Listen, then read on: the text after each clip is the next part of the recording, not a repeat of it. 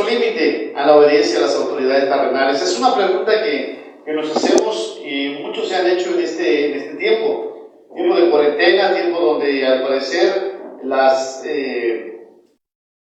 cuestiones de conspiraciones se están dando una y otra vez. El orden mundial, una nueva normalidad, una nueva forma de ver el mundo. Parece ser que todo está cambiando, todo está poniéndose de cabeza, y es tiempo y es importante de que el hombre de Dios, la iglesia de Dios, debe saber qué va a hacer en esos tiempos. Pero para eso tenemos que ser regulados con lo que para nosotros es la verdad infalible, lo que es la palabra de Dios. Si la palabra de Dios lo dice, entonces lo hagamos. Si la palabra de Dios nos lo prohíbe, pues dejemos de hacerlo. Entonces centrémonos en la verdad de la palabra de Dios. ¿Qué dice la palabra de Dios con respecto a este asunto? Pero para eso vayamos al texto bíblico del día de hoy, el cual es el libro de Romanos, y en el capítulo 13, versículo 1 al 7.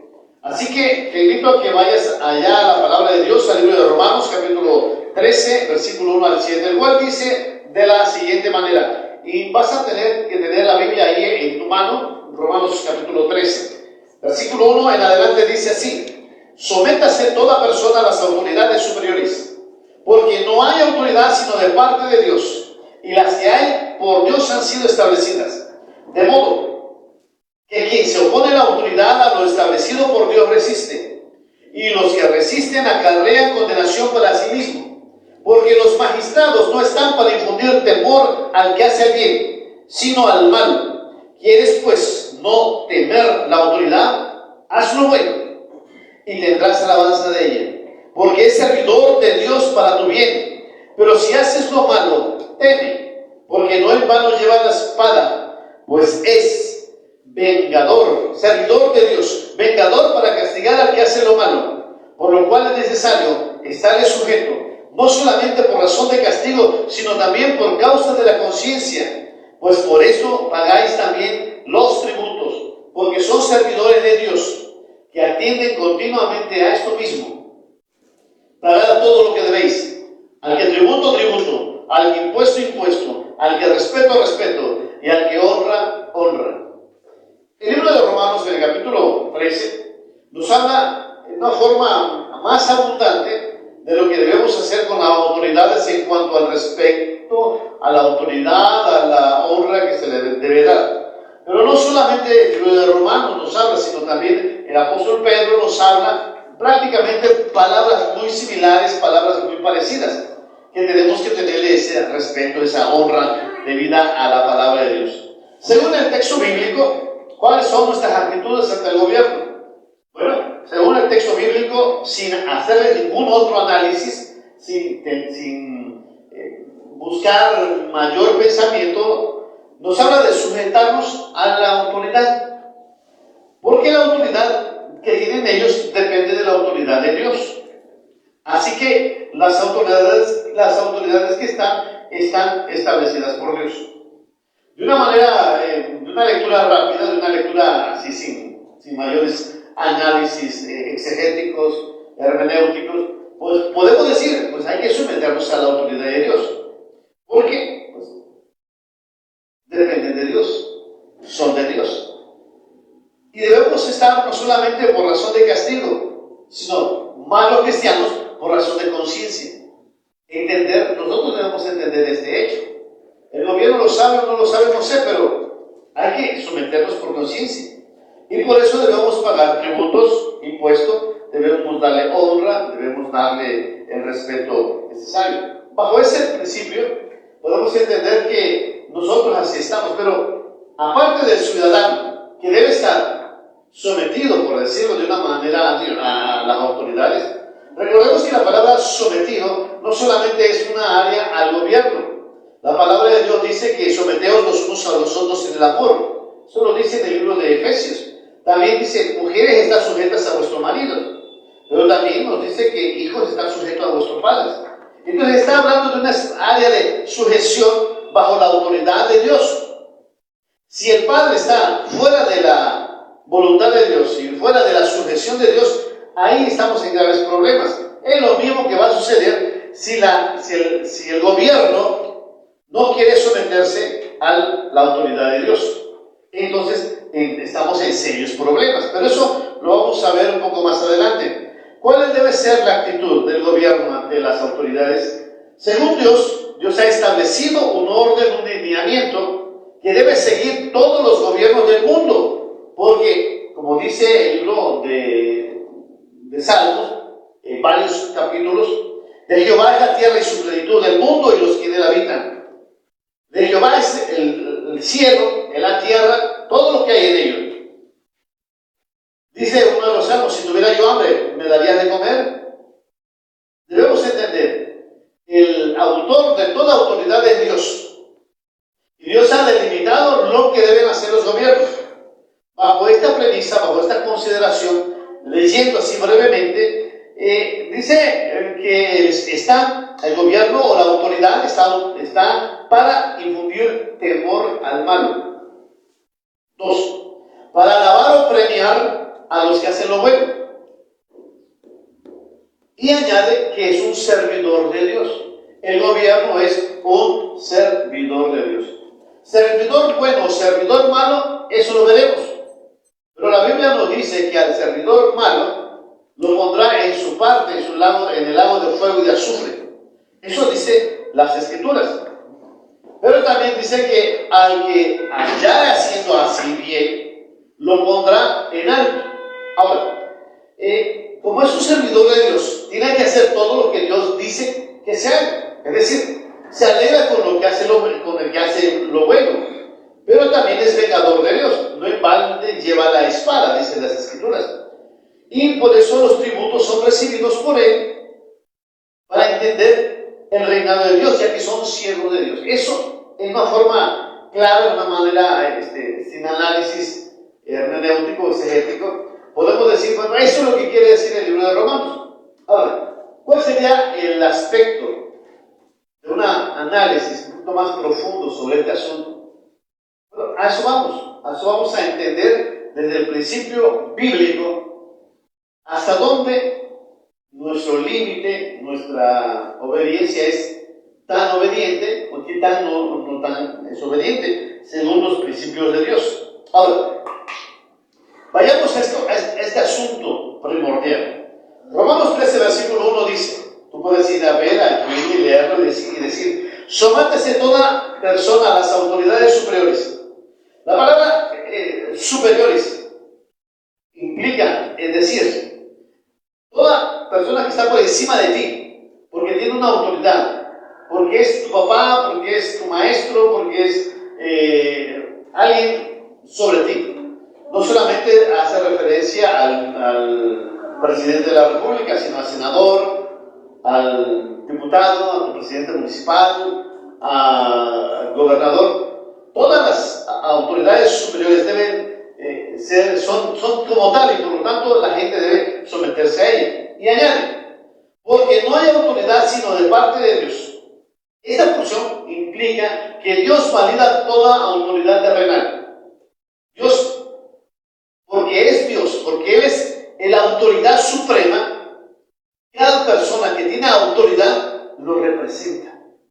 El padre representa a Dios, la madre representa a Dios, un maestro representa a Dios, un presidente municipal representa a Dios, un diputado representa a Dios y un presidente de la República debe representar a Dios. Es decir, porque es servidor de Dios y porque Dios es el que reparte todo. Ahora, y las que hay, que existen, por Dios han sido establecidas. La palabra es tazo, es decir, Él ha delimitado un orden taxonómico, es decir, ha dicho quién va arriba, quién sigue, sus lineamientos de un lado sobre el otro lado, como una raíz, va del tronco hacia las últimas raíces. También Dios les ha dado un código. Eso implica que los ha establecido dándoles códigos de cómo comportarse. Así que Pablo dice que él está a favor de un gobierno y un orden, y no de desorden o de la anarquía. Aquí es importante plantear esto. Dios, a través del apóstol Pablo, nos dice, el gobierno tiene que tener tazo, es decir, debe tener orden, porque Dios establece un lineamiento. Dios establece desde la punta hasta la cabeza, desde la punta de la cabeza hasta el pie, un orden, un establecimiento. Dios es la autoridad suprema, por lo mismo el gobierno es una autoridad delegada. ¿Y qué pasa si la autoridad delegada no quiere hacer lo que Dios quiere? Entonces se ven serios problemas con Dios. Sigamos adelante, versículo 2. En breve, Romanos 12, versículo 13, versículo 2.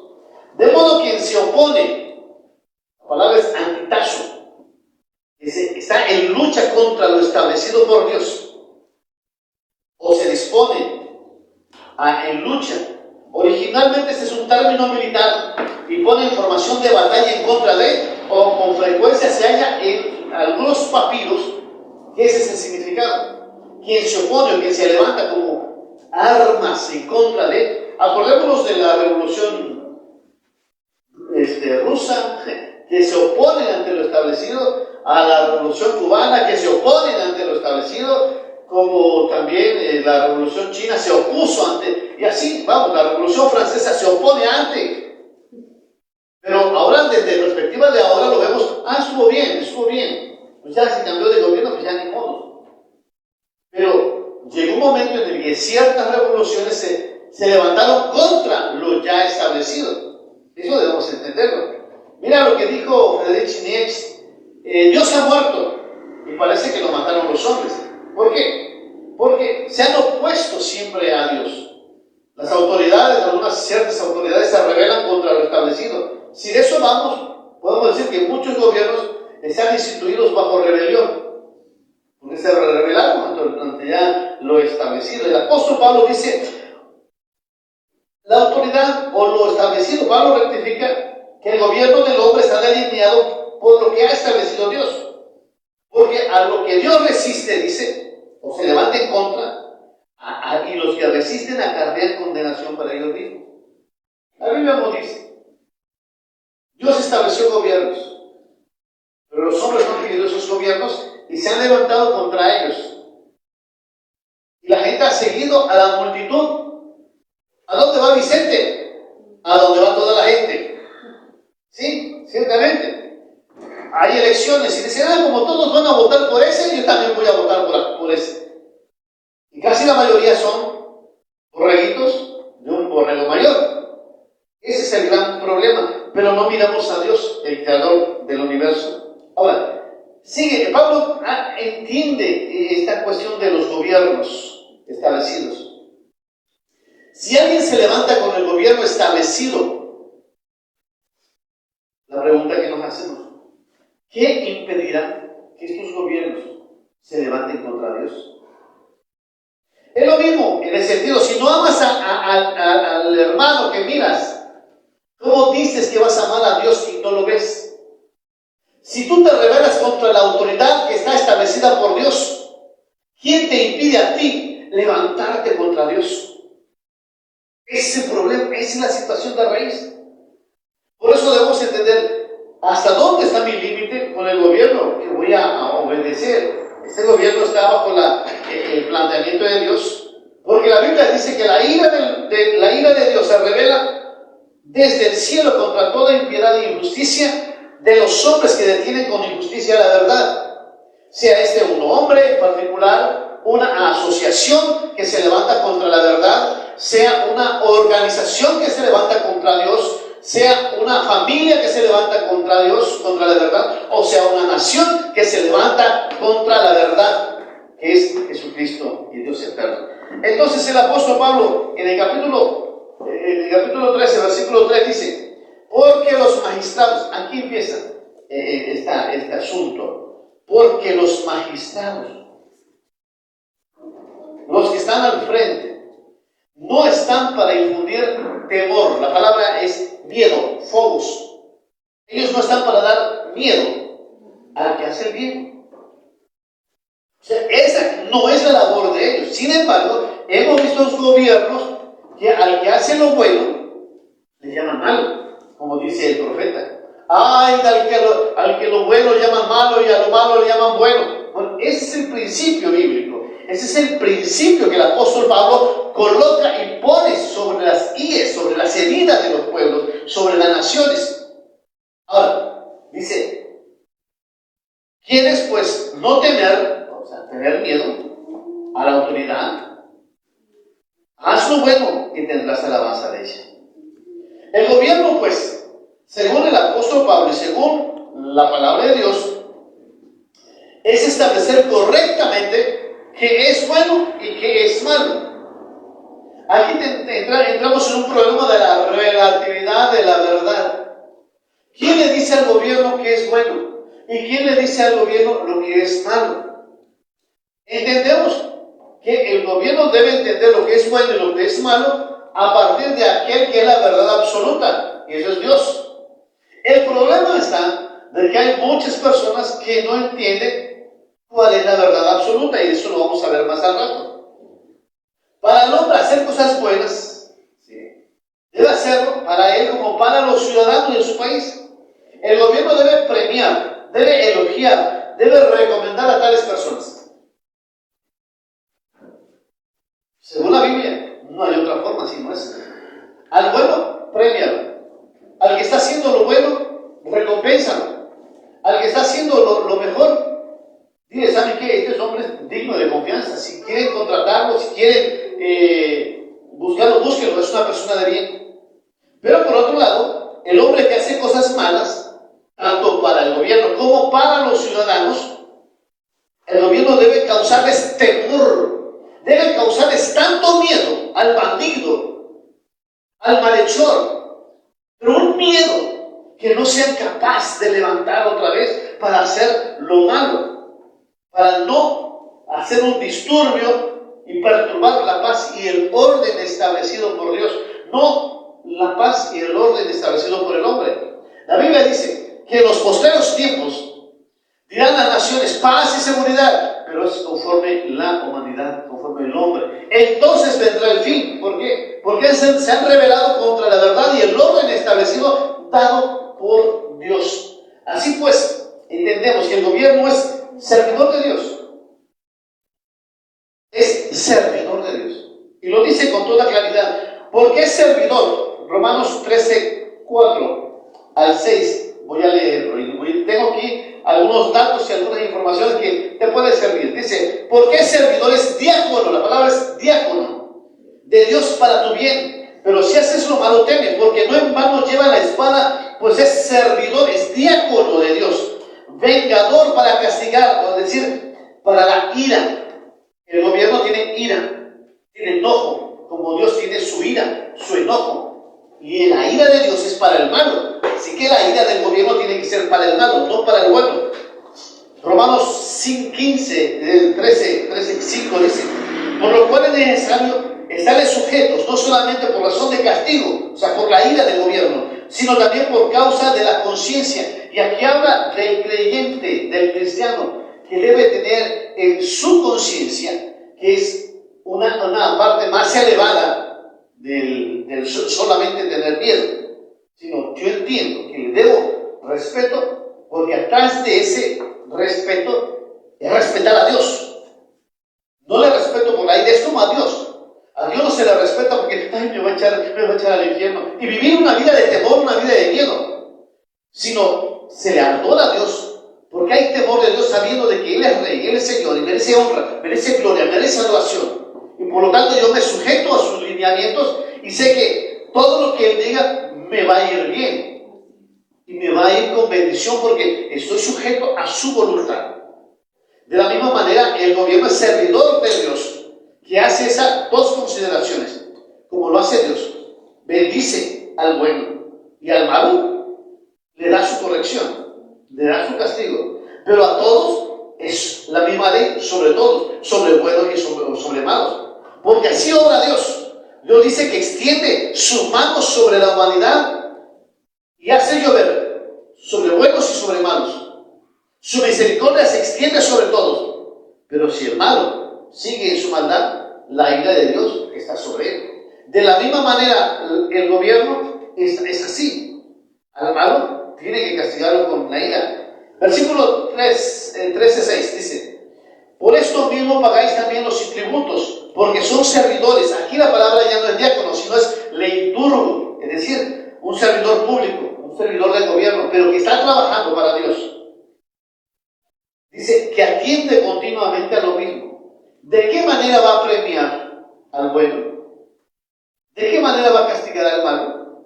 Pues debe tener recursos, bienes económicos, bienes necesarios para que pueda obrar al hombre que está haciendo lo bueno, darle su premio, darle alabanza, darle elogio. No solamente abrazos, no. Y al malo debe perseguirlos, castigarlos, encarcelarlos, demostrar el enojo hacia esa persona mala. No abrazos, no balazos, sino llegar al momento de decir: eres malo, vas a la cárcel.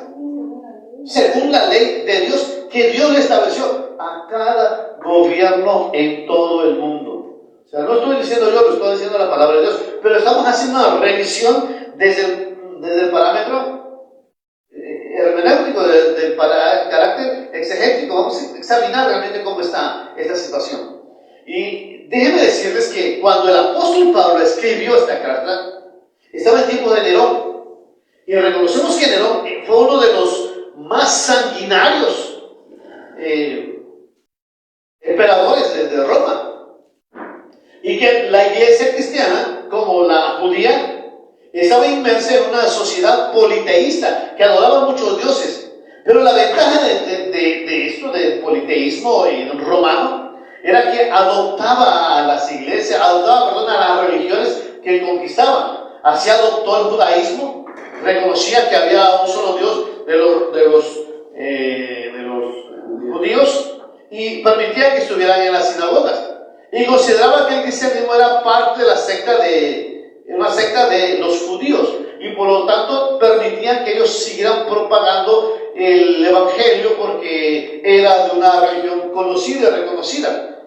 El problema que tenemos en la actualidad es que vivimos en una sociedad atea, en una sociedad que no cree en Dios, porque se ha vuelto humanista. Esa palabra, humanismo, es destronar a Dios para permanecer en un estado de conciencia hacia Dios, y eso vamos a verlo más adelante. Ahora bien, Pablo dice con claridad que la función del gobierno es ser un diácono de Dios. Hablamos de que es un servidor de Dios, de que está bajo la autoridad de los lineamientos que Dios ha establecido, de solamente Dios.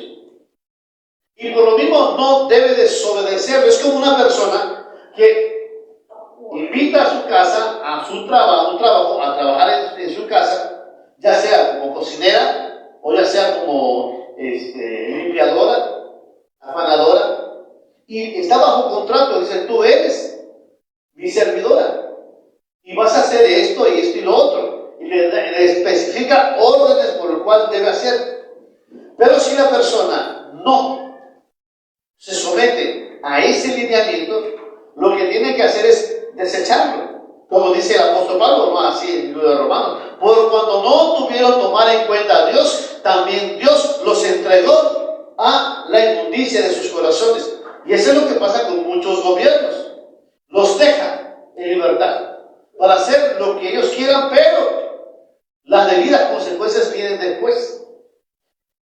Dice la palabra de Dios: pues así como el hombre tiene una ley escrita en el corazón. Recordemos, la Biblia dice en Romanos 12:13: mostrando la obra de la ley escrita en sus corazones, dando testimonio a su conciencia, acusándolos o defendiéndoles sus razonamientos. El hombre, dice el apóstol Pablo, que el hombre tiene una ley escrita en el corazón de cada persona. Cada persona tiene la ley escrita, cincelada en el corazón. Y sabe que es bueno y que es malo porque Dios lo ha establecido en el corazón de cada persona. De la misma manera, cada gobierno entiende que hay una ley superior y que está cincelada en cada gobierno, en cada gobernante. Sabe lo que debe hacer bien y sabe lo que debe hacer que es malo. Pero si se rebela contra ello, entonces un día será juzgado. Acuérdense que el apóstol, que en el libro de Mateo nos habla que habrá juicio a todas las naciones, y las naciones vendrán delante del gran rey, y cada nación dará cuenta de lo que hayan hecho, sea bueno o sea malo, como cada persona hará lo que sea bien o lo que se ha hecho. Y dice la Escritura, y las naciones que hayan quedado vendrán luego al rey. Zacarías nos habla de que las naciones que hayan quedado vendrán de tiempo en tiempo de tabernáculos ante su rey. Es algo increíble, porque eso lo entrelazamos, porque hablamos de un juicio hacia el hombre, y el juicio de las naciones existe, claro, porque Dios ha determinado, ha dado una ley establecida en el corazón de cada nación, de cada pueblo, sea como se llame, Estados Unidos, Rusia, México, Albania, no Albania Alta, claro, de Tuxa, no, hay diferentes tipos de naciones, y entonces es necesario entender que Dios es soberano sobre las naciones. De Jehová la tierra y su plenitud, el mundo y los que en él habitan. Ahora, vamos a plantear, ¿no?, la parte última.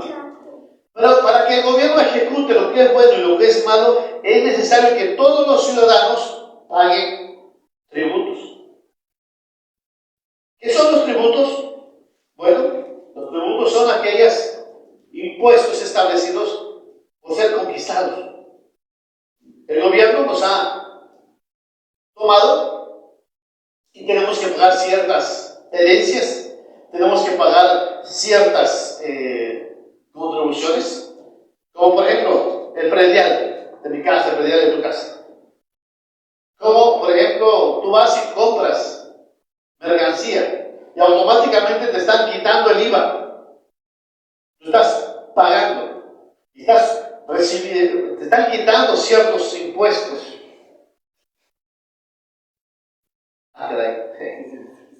Ya me estoy pasando de tiempo. Está interesante que yo sentí de tiempo.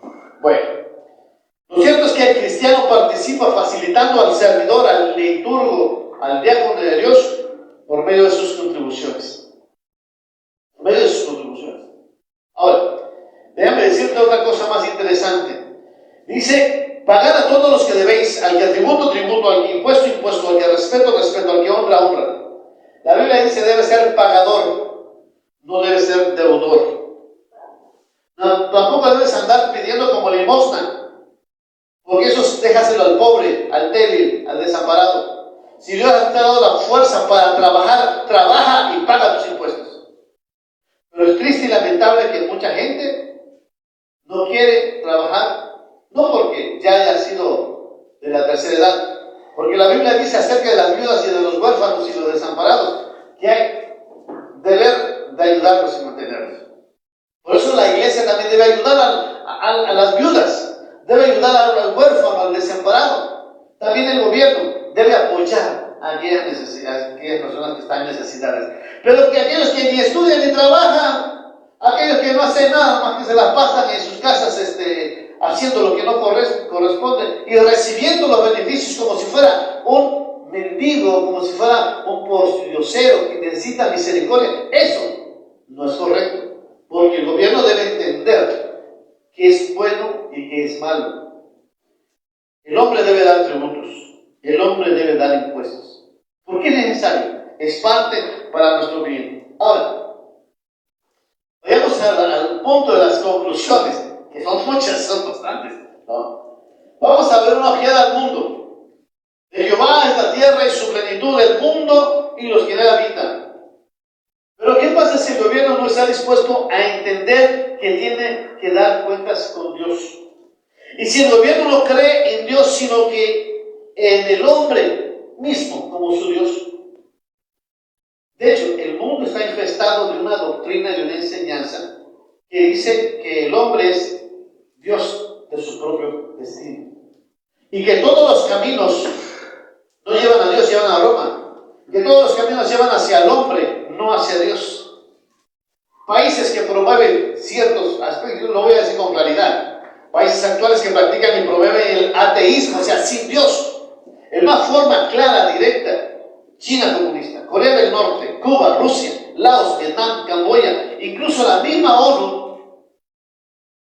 tiene ese sentido de que están estableciendo en esos países, también en las organizaciones de las Naciones Unidas.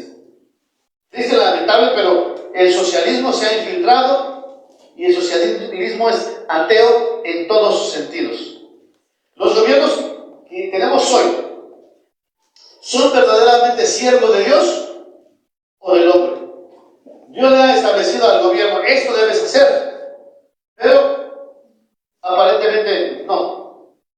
Hace unos días atrás falleció el cristiano de la India, el indio Ravi Zacharias, y él plantea tres aspectos importantes acerca de cómo es que la humanidad se está desviando. Yo le agrego una más, pero dice así: filosóficamente el mundo está influenciado por el hombre. Puede creer cualquier cosa siempre y cuando no afirme qué es la verdad. Nosotros los cristianos sabemos quién es la verdad. La verdad es Jesucristo. Moralmente está influenciado por el hombre. La humanidad está influenciada por el hombre, no por Dios. Porque puede practicar cualquier cosa siempre y cuando no afirme que es una manera mejor. Y la Biblia dice que lo mejor es en Dios. Pero la humanidad dice no, lo mejor no es de Dios. Religiosamente está influenciado por el hombre. Puede aferrarse a cualquier cosa siempre y cuando no mencione a Jesucristo. Puede aferrarse a Buda, puede aferrarse a Mahoma, puede aferrarse al confucianismo, puede al taoísmo, puede hasta al satanismo.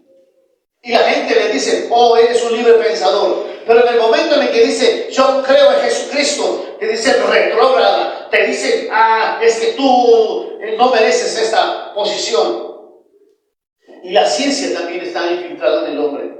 Puede acceder el hombre a cualquier laboratorio más alto, más sofisticado, siempre y cuando no mencione la Biblia. Porque entonces se derrumba todo ello.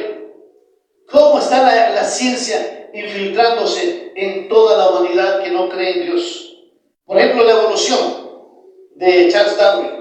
Fíjate cómo Charles Darwin dijo una ocasión en una de las cartas que escribió a uno de sus colaboradores y amigos: lamento tener que informarle que no creo en la Biblia como revelación divina y por lo tanto tampoco en Jesucristo como el Hijo de Dios. Atentamente, Charles Darwin.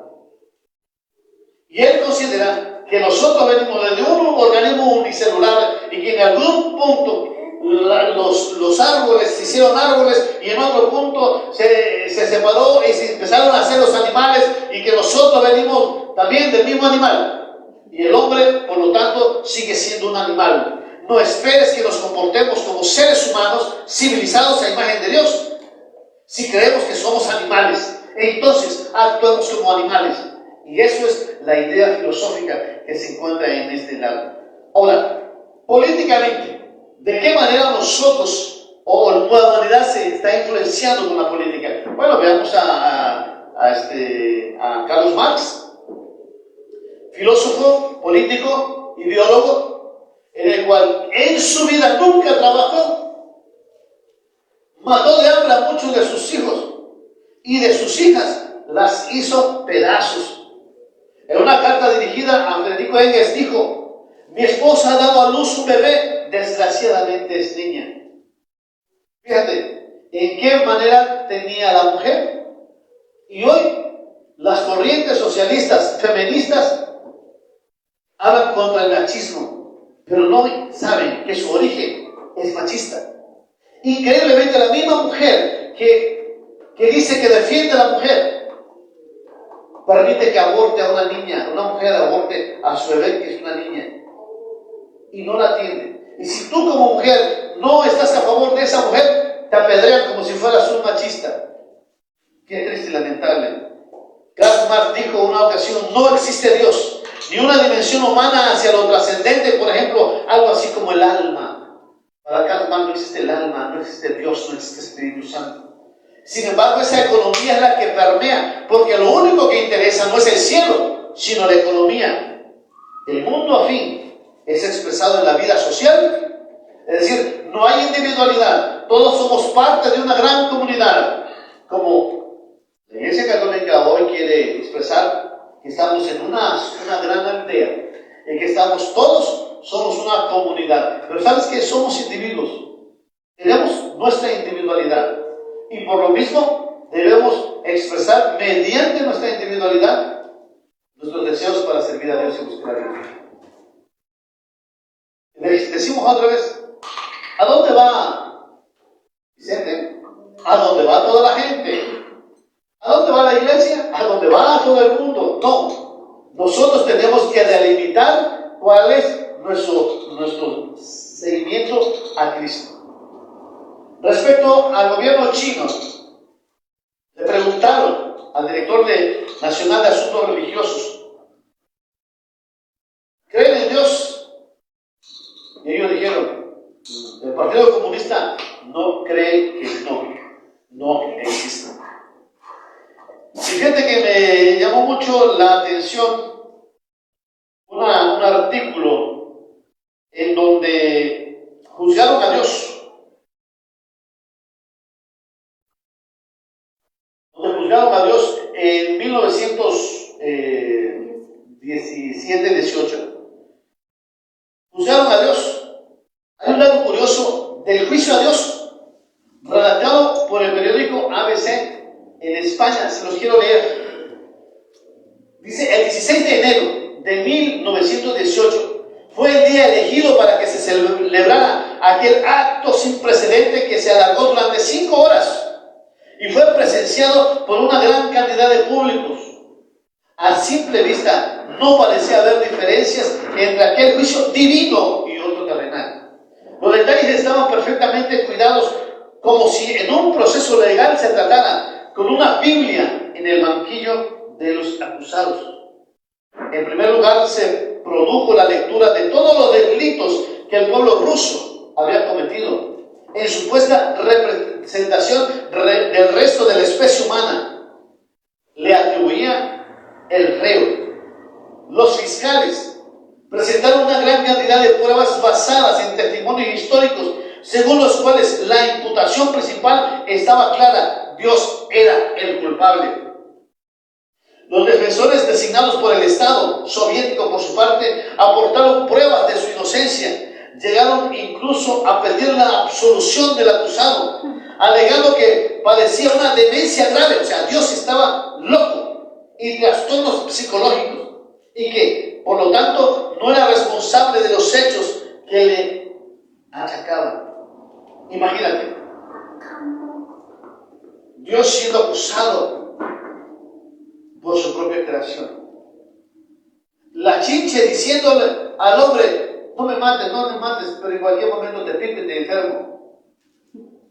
Qué triste y lamentable esa situación. ¿Hasta dónde nosotros como gobernados podemos estar en esa sintonía?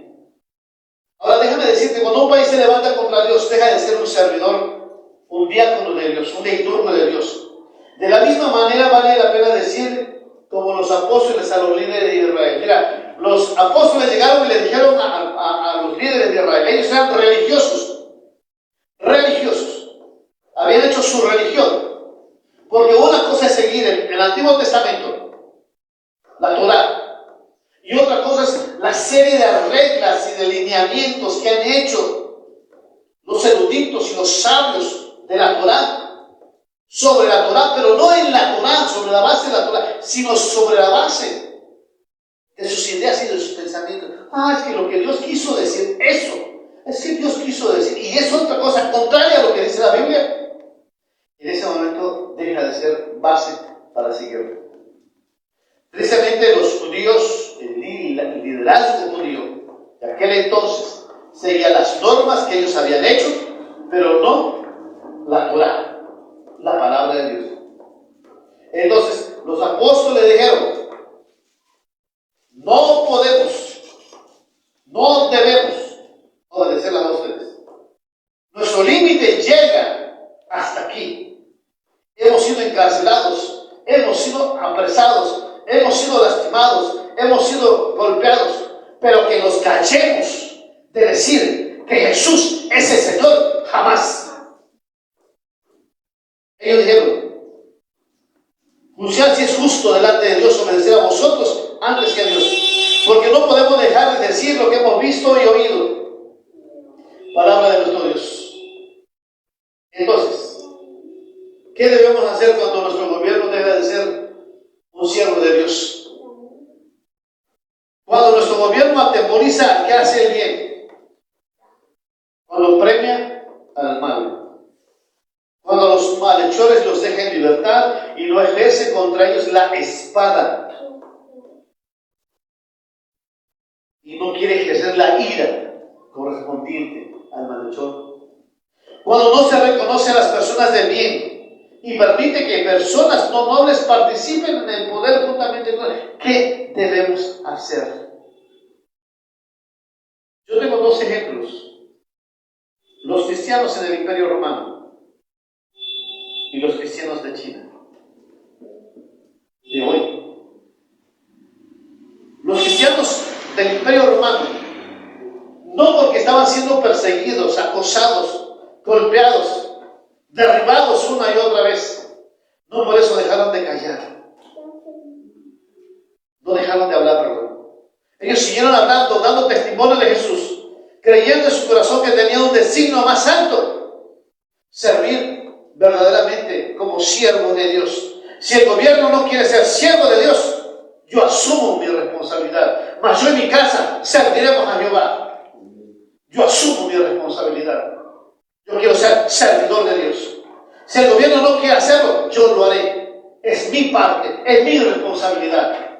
Porque yo entiendo a quién he servido. Yo entiendo a quién sirvo. Bueno, me acerco más al micrófono. Entonces yo me tomo de esa responsabilidad porque entiendo que Jesús es el Señor.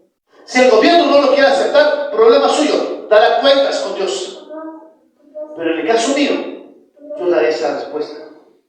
Así vemos la iglesia cristiana en los primeros siglos bajo los emperadores romanos. La iglesia nunca se detuvo, a pesar de que hubo problemas, tribulaciones. Eran quemados en el fuego, eran crucificados, metidos en grandes lanzas, hervidos en grandes ollas de aceite. Sin embargo, los cristianos no negaron la fe. Fueron expuestos ante el circo romano y las fieras los atacaban, pero aún así no negaban la fe. Y todo aquel que abrazaba la fe cristiana entendía que había una razón de vida, una razón superior que la que el gobierno les decía en ese entonces. Lo mismo sucede con nuestros hermanos en China, que están siendo perseguidos, están siendo apedreados, están siendo encarcelados y quitándole sus órganos para vendérselos a otro. Es triste, lamentable, pero la iglesia cristiana, la iglesia en China sigue de pie, predicando, hablando del evangelio, y que incluso el coronavirus no lo detuvo. Iban de calle en calle diciéndole que hay un futuro mejor. Esto es la situación, hermanos. Concluyo. Lo que siempre debemos hacer. Primero, debemos seguir obedeciendo los mandatos de Dios, a pesar de que el gobierno no quiera ser servidor de Dios. ¿Qué debemos hacer? Seguir anunciando el nombre de Cristo. Aunque el gobierno no quiera que se anuncie el nombre de Cristo, aunque el mundo no quiera decir que eso se llama pecado, el mundo quiere decir que en vez de decirle pecado, llámale error. Es que cometió un error, es que hubo un desliz, se llama pecado, a su nombre como tal, pecado. ¿Debemos seguir pagando impuestos? Sí, debemos seguir pagando impuestos. Lo que él haga con el impuesto se va a dar con Dios. Es lo mismo que el cristiano. Si quiero, ¿puedo seguir dando el diezmo? Si mi pastor no me va a visitar, sí, págalo, porque es su impuesto para Dios. Y si el hombre hace mal uso del diezmo, se la verá con Dios. Pero es que no me gusta el pastor y no voy a dar diezmo. Hereje. Pero sí pagas impuestos. Es que no me gusta el gobierno que tengo. ¿Será que dejó de pagar impuestos? Paga impuestos. Ese es tu deber, tu responsabilidad. Segundo, tercero, cuarto, debemos orar por las autoridades. Es que no me gusta el gobierno. Orad por los que os persiguen, orad por los que os maldicen, para que seas hijo de vuestro Padre. Debemos orar por los gobiernos, aunque los persigan. Sí, es una regla, es una norma, es un escrito de Dios en nuestro corazón para que seamos como Él. Debemos estar dispuestos para buenas obras, pero mira que el gobierno no me ayuda, y mira que la gente no me ayuda. ¿Cómo yo voy a ayudar a los demás? Debes seguir haciendo el bien. Debes seguir haciendo buenas obras, porque entiendes quién es tu Salvador. No para que seas algo, sino porque entiendes a quién sirves. Bueno, y ahora, ¿qué no debemos hacer? ¿Qué es lo que no debemos hacer? No quedarnos callados y dejar de predicar a Cristo. No, eso no lo hagas. Tú tienes que seguir predicando. Tú tienes que seguir hablando el nombre de Cristo.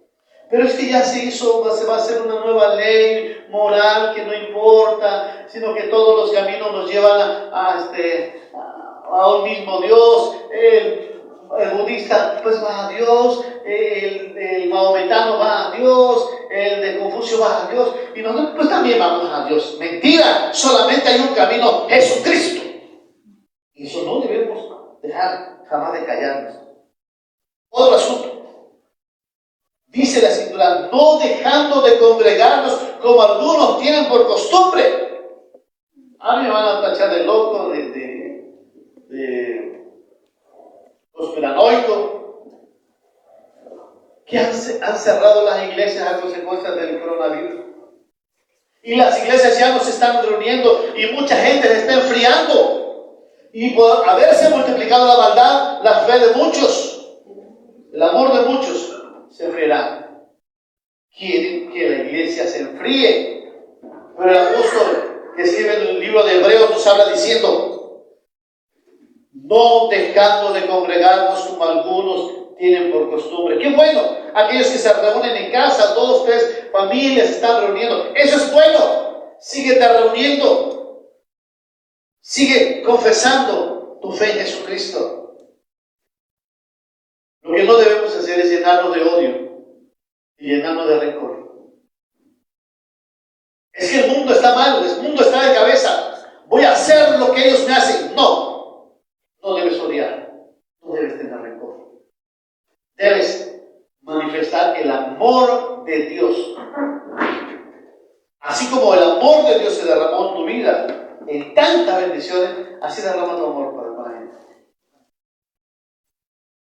Tercero, cuarto, no nos dejemos llevar, no nos levantemos violentamente, una sedición violenta.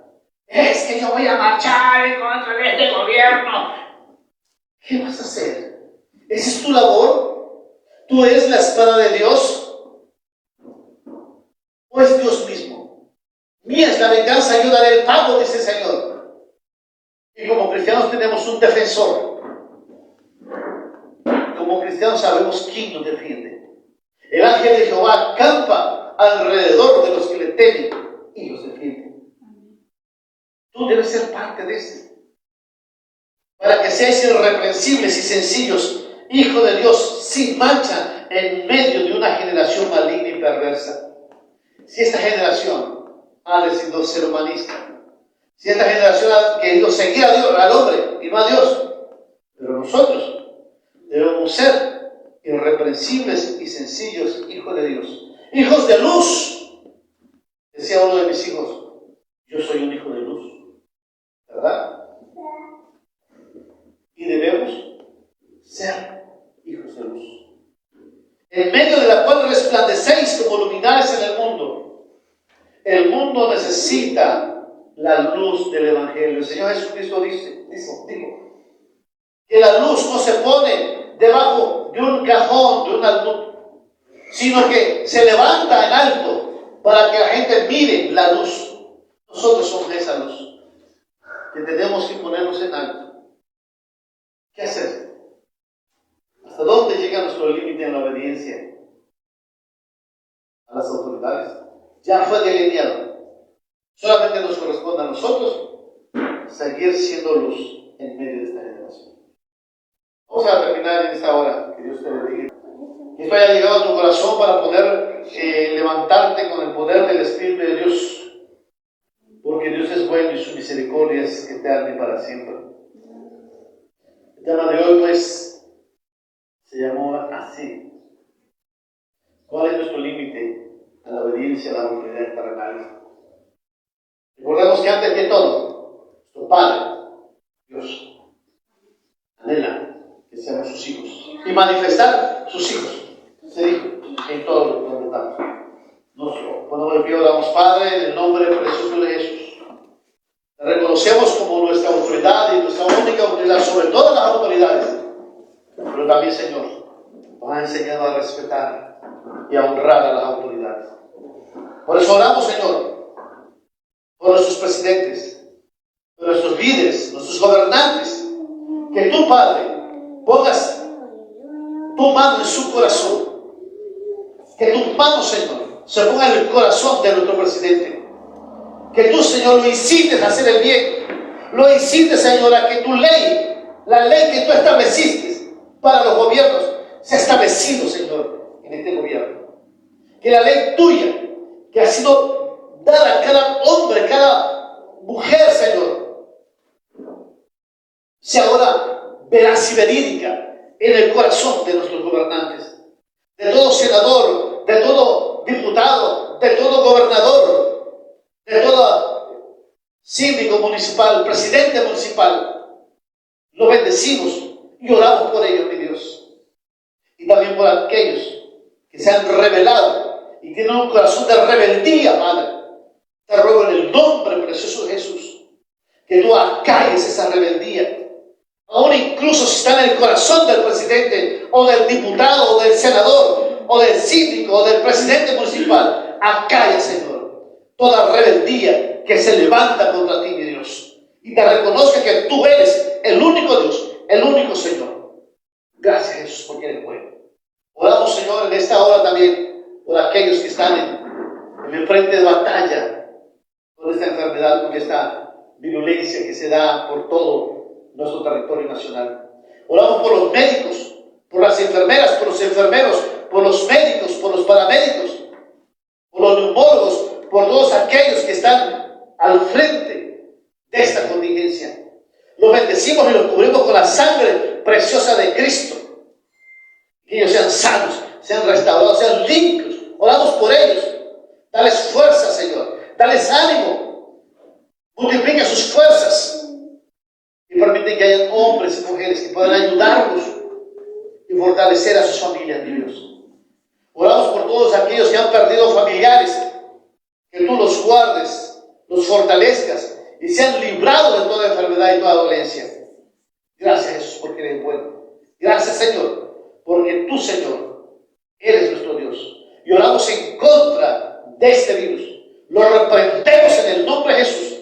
Y si tuvieras alguna enfermedad, alguna inflamación, alguna situación difícil, recuerda, Jesús es tu sanador. Jesús es tu sanador. En el nombre precioso de Jesús, ponemos nuestras manos sobre el enfermo, sobre el adolorido. Como dice tu palabra, pondrán sus manos sobre el enfermo y estos sanarán. En el nombre precioso de Jesús. Sé sano en el nombre de Jesús. Sé sano en el nombre de Jesús. Gracias, mi Dios, por tu bondad. En Cristo Jesús, en esta hora, que Dios te bendiga y Dios te guarde.